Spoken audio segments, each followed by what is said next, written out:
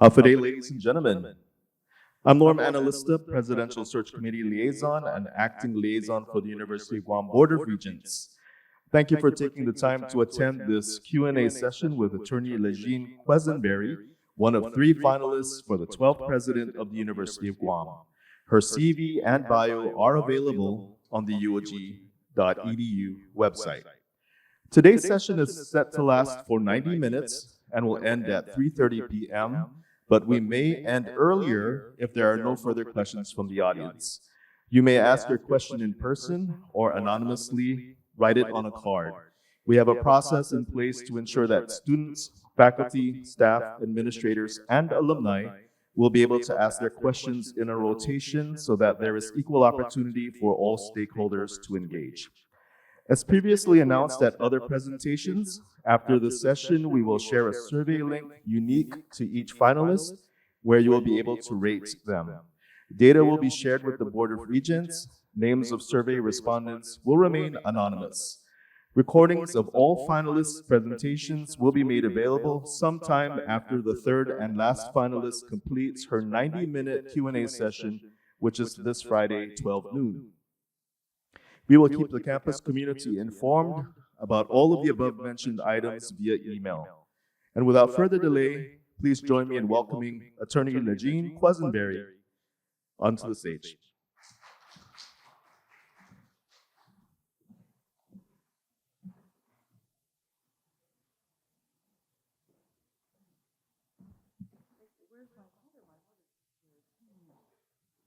Oh, here it is. Hello. All right, so we have a question from the audience. Please come up to the front.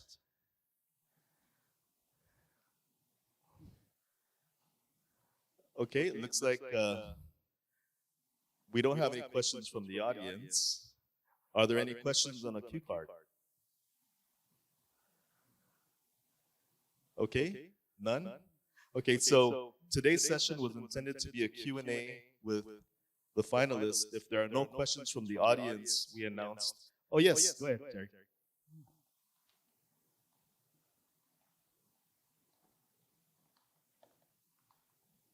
Good afternoon. Ooh, I'm very loud. I'm sorry. I'm Terry Ferris. I'm faculty over at English, right next door. Nice to meet you. Welcome to Guam.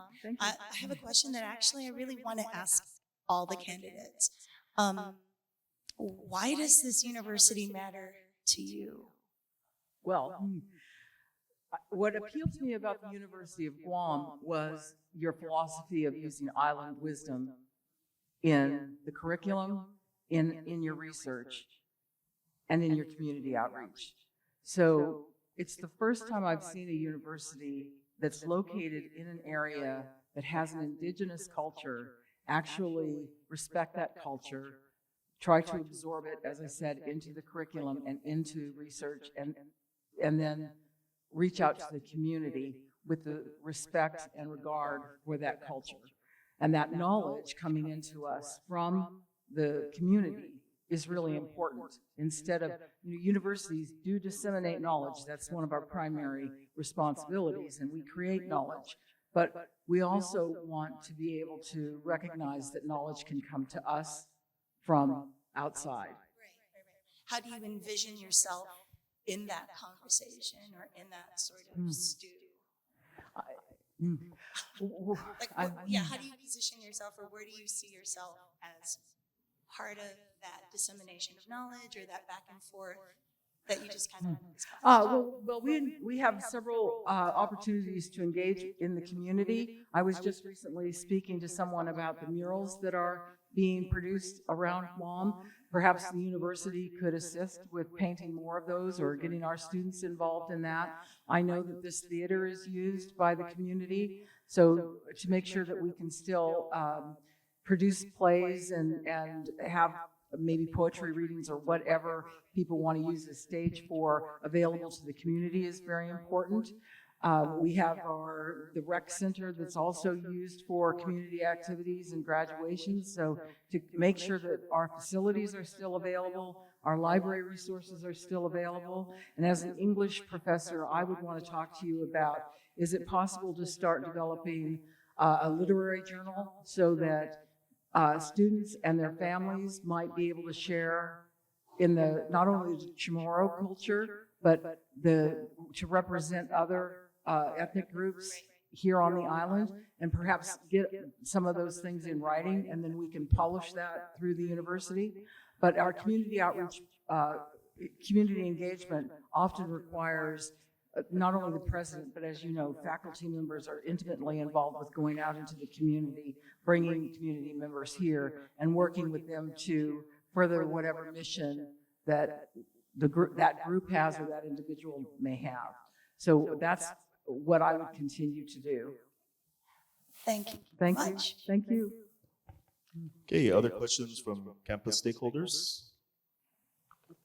Dr. Bob Barber? Sorry, I'm late. I went to the wrong place. I have several questions. We'll just start with one of the, picking up on something I mentioned earlier.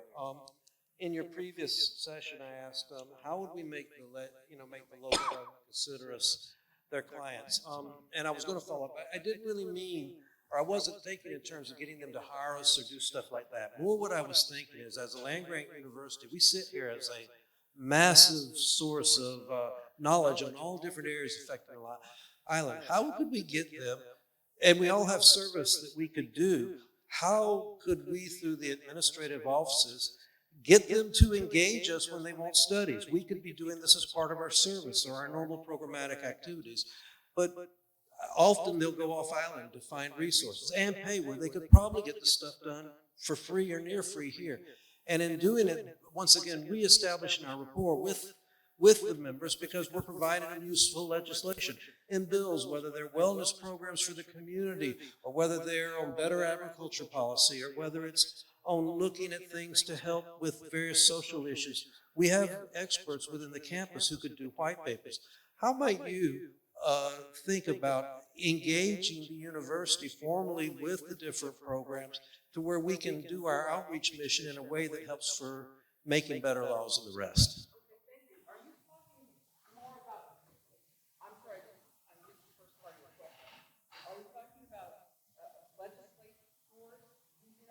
Right, legislatures, and but also another key group is the governor and her cabinet, the various department heads, public health, Department of Ag, and the rest. And I see that we can provide information, or at least white papers, on issues that they're considering that could help them. Right. And so how would you consider, and I'm going to ask each, how might you formalize such a process? Thank you. Or would you consider? Okay, thank you. I think you're absolutely right. We can't reach out to one person and then expect them to connect us to other interested parties. So you've hit on this already, which is go to those individual heads of those units and have meetings. I can have meetings with them along with some of the other administrators on campus, and we can start talking about a strategy. One of the things I've done before is making sure that there's a portion of the website where very easy links to use where someone can ask for assistance. So they can click on a box and then have their issue or who they are and say, this is a program we're trying to run, or this is an initiative we're just starting. How can you assist us? And then we can start to find out more about what it is they're doing, connect them with the experts that are available at the university, and start helping them close that loop. And I agree with you. You know, there's no more powerful intellectual organization on Guam right now than this university, as far as the diversity of knowledge and expertise in one place. So we need to make sure that people are aware that they can use us, as you said, often for free. That's part of our mission. That's part of what we want to do, and make it clear to people that we're not. That is a true statement that we really do want to be involved in those kinds of programs. Okay, are there any other questions from stakeholders in the audience? If not, I'm going to read a question on a card. The question is, what is your position on remote work? On remote work? Remote work, yes. In what area? In what discipline? I guess this would be more of a general question involving the entire campus. Okay. It completely depends on what discipline you're talking about. There are types of jobs that can be done remotely. There are others that can't. And one of the problems with remote work is that it isolates the worker. So whoever's working on whatever they're working on is generally alone somewhere, I assume at home, or maybe not even on Guam. And they lose that face-to-face interaction with other members of their work unit, but the university community as a whole. And one of the things that's really beneficial at a university is talking to all the other people who are different than you. They have different disciplines or they different perspectives, and whatever you're working on can be enhanced by that knowledge and those perspectives. Okay, thank you. Are there any other questions from the audience? Okay, please come up.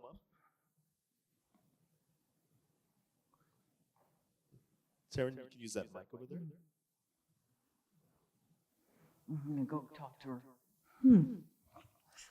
Day. Hello. My name is Taryn Cataway. I do have a question on behalf of the UOG Staff Council. Okay. Okay. So the question is going to be, what is your overall perspective on staff development, like tuition assistance support and other staff-related concerns, such as morale, work assignment, and work equity and pay? And work at the what? Work equity and pay. Oh, okay, work equity and pay. Well, you should have a pay scale that has jobs listed with job titles and how many years you've been in work and what level you're at, and that you should be paid whatever that is regardless of the next person who's also doing that job, right? Those should be the same. So that's the pay equity issue. Those pay scales are really important because they prevent discrimination, right? That's one of the things they're meant to do. And they do that well if they're written well and they're adhered to. Another question you asked was, what about tuition assistance? This is in regards to tuition assistance support. Okay, thank you. We kind of talked about this in one of the sessions yesterday. There apparently are some problems with tuition assistance to staff.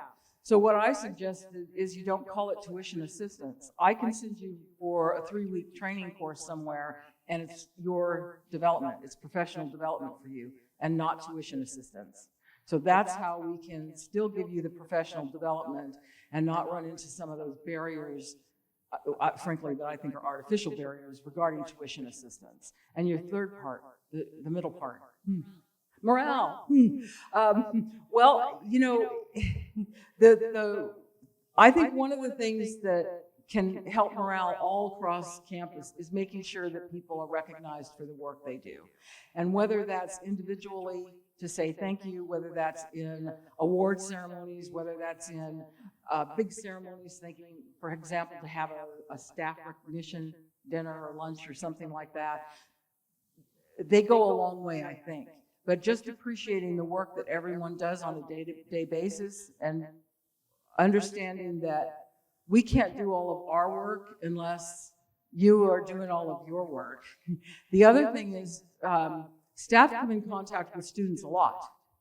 And I talked about this also at one of my sessions. The individuals that are at the grassroots of the university, the people who have that face-to-face contact are critically important because not only can they answer questions for students, make students feel welcome, and help students even in the direction of where a building should be, that can help with the morale of the entire university. Students need to be happy, staff needs to be happy. That trickles up to faculty being happy, hopefully. Eventually it gets to administrators, but we might not ever be happy. Okay, thank you. Thank you so much. Okay, thank you, Attorney Quesenberry. The next question from the audience on a card that I have is, should online learning degrees be differentiated from on-campus degrees? Well, they aren't, right? The only difference, I mean, they're just not. So if you get a degree from the University of Phoenix, the only people that can make a distinction between your degree and a degree from the University of Guam is who you sent that resume to. So your potential employer or your grad school or professional school or whatever, they're the ones who make that decision, and that's based on their opinion. Okay, thank you. And the next question from a card that I have here is, could you foresee UOG constructing a hotel to help with revenue diversification, and do you have other ideas? Okay. Well, I do think that UOG should get involved in entrepreneurial activities and business activities. I don't know if a hotel is the answer, and I say that because we have dormitories, and at the times when our dormitories might be vacant, we can use dormitory space to house people. There's also a lot of hotels on the island, so we'd have to look to see whether that was a viable thing to do, whether it was going to, have a return on investment. Would be, how competitive would we be with, the Hyatt or the Hilton or any number of hotels. But there are other business opportunities we can start looking at. I think being involved in the tourist industry is really important. So that would be something I would be interested in looking into if it has the support of the university community. Okay, thank you. Are there any other questions from our stakeholders in the audience? Dr. Barber? Yes, I don't have any more unasked questions in my stack. All right, I got Aaron here. Sorry. No. Anyone, please ask questions, but I'll keep asking if you don't. All right, so one of the things is that the university, in my vision of an ideal environment, is an academic community, particularly between the academic administrators and the faculty. And I wish to see greater movement between those. But one of the issues we've got right now is we're a little bit, I believe, we're somewhat stratified. Each president sets up their own advisory councils or other. Currently, we have an advisory council of 15 members, of which I believe 3 are academic administrators. But nowhere on there is a faculty voice. And the dependence is on those academic administrators, only one of which is a dean in the current situation. If you became president, would you seek to engage the faculty voice in your inner councils? And if so, how might you do this? Right. I would have to look further into this, but I wouldn't have a problem with seating the union president on one of these advisory councils. It seems to me to be a reasonable thing to do. And I absolutely appreciate both your last meeting and your total support for the union. Union all the way. Yeah, no, we really appreciate that. So beyond the union president, we have division chairs that are heads of their various programs. We have the Senate and the others. Would there be a way, do you see, because the union president focuses more on labor and workplace, but there are also academic decisions and prioritizations. There's stuff that are critical. How might you would you look at other ways of getting faculty and programs? Oh, the president of the Senate would be another person to include, as well as the president of the Student Governing Council. And is there somebody who represents staff? Yes. Okay, that individual sounds like would be an appropriate person to get information from. That's good. Right. That was that question. Okay, so we can stand by. Dr. Barber, are there any other questions from the stakeholders in the audience? Okay, seeing none. Dr. Barber, you can ask your next question. All right, this is the tougher one. We've well documented, I think have been made aware of how far behind the faculty salary is, without only 11% since 1991 increase in the context of inflation of 118%. the administration twice increasing their scales, but even the administration is only pegged at 2009 levels, but still considerably better off than the faculty have been, and staff who both got the 2013, 14, and now the current, percentage increases. So the regents mandated, they made a Board of Regents resolution this past fall in November that, among other things, in a long-term plan mandates that a new salary scale will be implemented in October at the new fiscal year that will effectively increase faculty salary 20%. The hope is that we're going to get a much larger budget, the $24 million.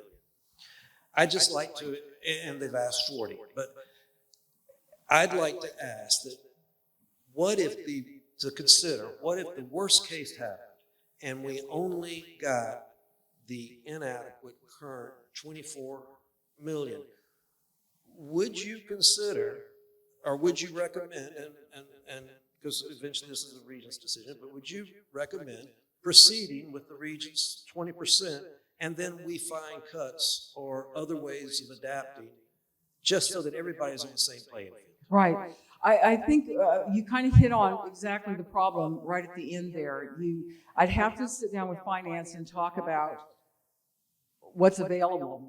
How can we, where can we cut? And if we couldn't implement the full amount, we might be able to start staggering it out over a period of years. The other thing that I understand is under consideration are tuition increases. That's a hot flag, though. Well, and that's a problem because we want to be accessible. We want students to be able to afford to come here. But if, like you said, this all depends on the legislature giving us the appropriate amount of money in the appropriations. So if any of you have any weight to carry with those legislators, write them a letter, call them up, send them an email, or start pressuring them to bring us back up to where we were. We were at 40 million, correct? 34. 32. Okay, we'll go 34. It Sounds better. So if we could get that appropriation back to 34, then I don't think there'd be any problem with the salary increase. But if we don't, then I think we're going to have to sit down and talk about how we might incrementally add to salaries that wouldn't satisfy anybody, but would at least move us forward. Okay. Any other questions from stakeholders in the audience? Okay, having seen none. Was that? Okay. All right. Well, if there are no further questions from stakeholders in the audience, and I do not have any unasked questions in the stack here, we are going to conclude this afternoon's presentation.